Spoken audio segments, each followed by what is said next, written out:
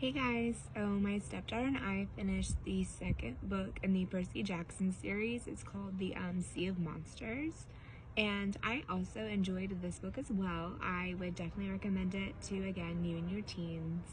I went ahead and give it a 5-star because I enjoyed it just as much as the first one. So this one is a Percy in his 7th grade year. He's miraculously made it through a year without any monster attacks or anything like him getting kicked out. And he even has a friend named Tyson. And Tyson's like kind of attached to him. He's a homeless kid. And Percy just kind of feels bad for him. And on his way to camp, things happen, and come to find out that the tree that is Thalia, that is the border of Half-Blood Camp, has been poisoned and is dying, and so everything inside is dying. The protection is being lowered, and so monsters are able to get into Half-Blood Camp.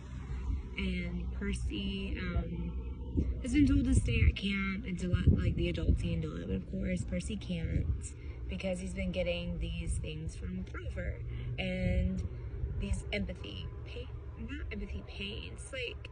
bond. So Grover is in trouble, and we find out that he's on a island and a Cyclops is trying to marry him because the Cyclops thinks that he is a female Cyclops.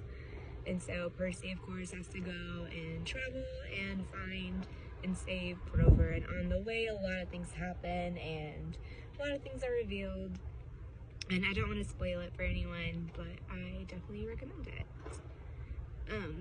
But I do also want to talk, so this is a little bit of a spoiler. So if you don't want a spoiler, like, scroll along. But for those of you that have read it, so one, I absolutely love Tyson, and I don't know if it's just because we listened to the audiobook, but in the way like the voice actor did Tyson, but I don't know, he's just so cute. And it's like, Percy, and I don't know.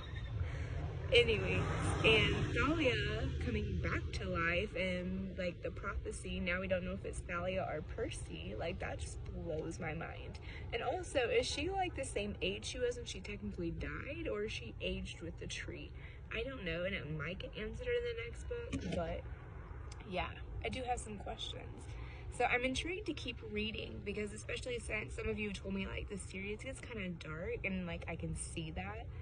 And it's also like bringing up like morality and all these other questions that me and my daughter have been able to have like great discussions about. But yeah, read the series.